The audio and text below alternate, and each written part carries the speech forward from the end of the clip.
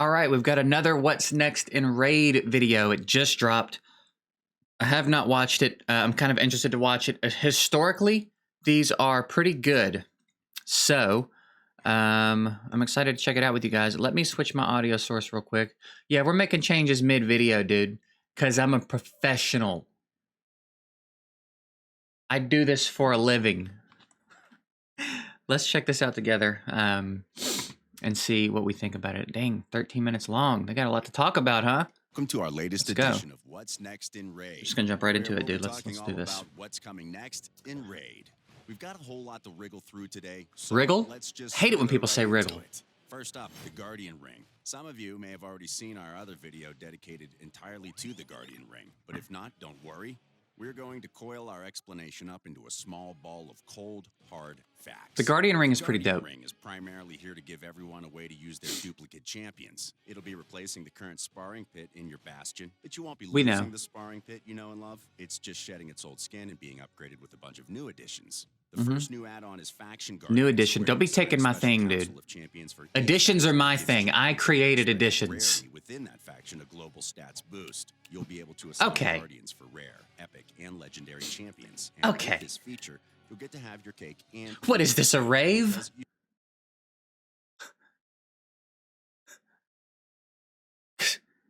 Cause all the Molly? You still get to keep your faction Guardians and use them in battle. It's going to be a huge boost to early and mid-game players who probably won't have any duplicate... Cause like Molly's a drug that people do at raves and stuff.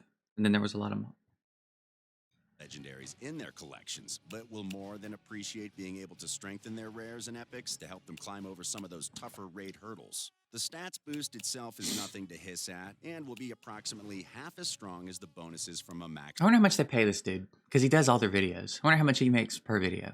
What do you think? Like 20,000? What do you think he makes? Think he gets paid really good, like crazy money, or like, or do you think they flip it around and pay him like $9 an hour? Out Great Hall. It'll give you a lot of freedom when it comes to tweaking and adjusting your champion builds and play styles, as well as your Great Hall upgrade strategy, now that you'll have an additional layer of boosts too on top. The other two additions are exclusively for duplicate legendary champions. First, you can empower champions using... Okay. I can't say much about the test server. Obviously, you guys know that some of us have access to the test server. I can't say much about it, so I'm just going to say pay attention. There's stuff in this video, apparently, coming up that you're going to need to pay attention to. I feel like, even though it's in this video, just to completely avoid any problems, I'm not going to talk about it. We'll talk about it soon. Just look at everything on the screen, okay? It's important. Their own duplicates or some surrogates. Just going to give you a second. I just have to pause to collect myself for a second, take a drink. I'm kind of thirsty. I need a little bit more coffee. I'm just going to give you guys a second to just look at the screen and just absorb, okay?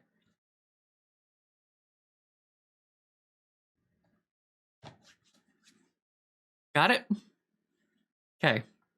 If you can't get more than one of that champion, like Lydia. Empowering will help you beef up your champions to make them extra tanky, extra killy, or extra whatever you've built them for. We don't want empowered legendaries to become unbeatable demigods, so we're capping empowerment. You'll only be able to empower a champion up to 4 times. Yeah. Last on this list, but certainly not least, champion unbinding. Again, I can't talk about it. I hope there's some interesting things for you to see here.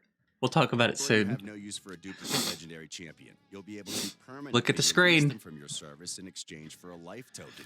You'll then be able to take those life tokens and trade them for a new legendary champion at the token trader. We'll be adding a bunch of special champions.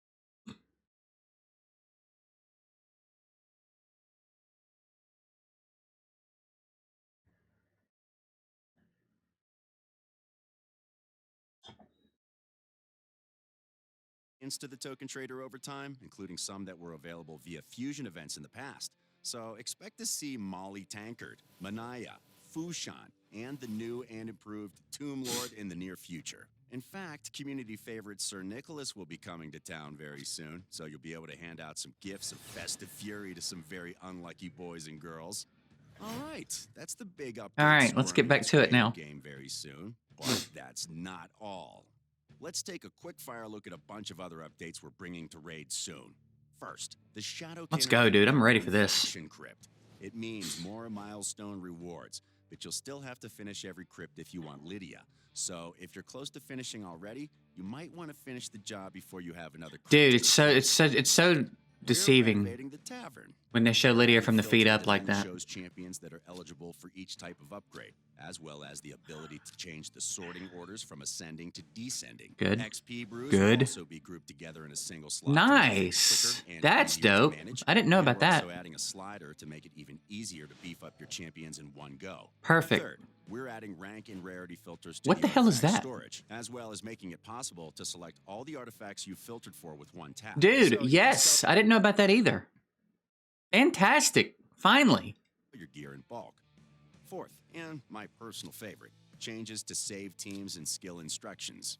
We're increasing the number of save teams to 15. Look at you go. Dividing them up by Look game at you modes, go, man. 15 for each mode.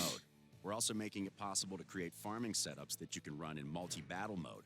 Oh, Set different skill that's so instructions for each good. round of a battle separately. Alongside these, That's so good, man. That's so good. I didn't know about that. That's so good. Hell yeah, man. I love it when they do stuff like that. I love it when they do stuff right. That's fantastic, man. That's killer. changes, we're exploring some options for how to make it quicker and easier for everyone to speed things up throughout the game, starting with Faction Wars and the Doom Tower. We're going to be kicking things off by enabling super raids for Doom Tower boss fights. And to keep things fresh, Okay, almost. we're also adding You're a almost debuff there. and debuff pair that increases or decreases resistance in battle. Being able to have an enemy's resistance is no joke, and we think these effects will add a new layer of strategy. What did he say? Debuff pair, Wars, and the Doom Tower. We're going to be kicking things off by enabling super raids for Doom Man, Tower. that you're almost there. You're almost there with that. It's nice. It's going to be nice to cut that time in half. You're almost there. Super Raids and Faction Wars, I don't... If you're running the top stages, you're running 3 runs. So you're really only getting to save ultimately 2 runs. I mean, I guess if you get more keys. It's so... Yeah, okay. It's still... It's almost there. It's not quite there. Those kind of... It's tough. It's a tough conversation. On one hand, you want to say it needs to be autocomplete. On another hand, you say, well, you could gear up a team to clear it and then take that gear off and still be clearing it. I understand the problem there. It's a good start. It's a step in the right direction. Fights. It's And fine. to keep things fresh in battles, we're also adding a new buff and debuff pair that increases or decreases resistance in battle. Being able to have an enemy's resistance is no joke. Oh, I thought he said have, like it belongs to you now. I was like, I get that. That's fine.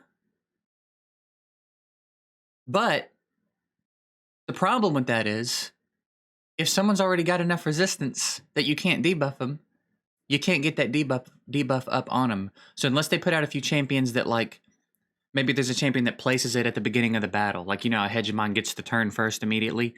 Maybe there's a champ that places that debuff at the beginning of the battle on all enemies, or the enemy with the highest resistance, or something like that. Or maybe someone has it and it just can't be resisted or something. It's going to be interesting to see how they implement that. But like, conceptually, I don't hate the idea, but it's like, if you can't land the debuff, you can't land that debuff either. So I think they're gonna have to be creative with the way they implement that. These effects will add a new layer of strategy to raise battles across the board. We'll see. Including introducing completely new team compositions and archetypes. And since we're on the subject of new team compositions, Don't say archetypes. the best thing for that is new champions. A bit Let's of a go. tradition here on our What's Next series. What you're looking at now is a first sneak peek into the next line of dungeon delving. Boss-beating badasses coming Hanzo. to Teleria in the near future. Okay, that's all we've got for you. Oh, wait, one last thing. The Hydra. You might have already seen a few leaks from Raid's sleuth-like detective community about the Hydra already, but if you haven't, here's a full breakdown of what will be Raid's toughest, scariest, and biggest boss fight. The Hydra is our second clan boss, in addition to the Demon Lord you're all well acquainted with. However, it's a bit different than just fighting one boss. You all know the old commonly used adages, 4 heads are better than 1, 4 snakes in the hand are worth 12 in the bush, the more serpents the better. Well, they're all true in... Hey, Leave the jokes to me. Raid World 2. Remember the Molly thing? Beast will be bringing Yeah, 4 I should be heads the to one every doing that. fight, each with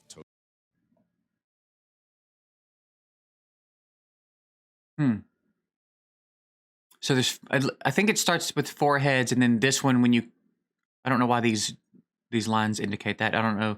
Maybe it's random which one grows back.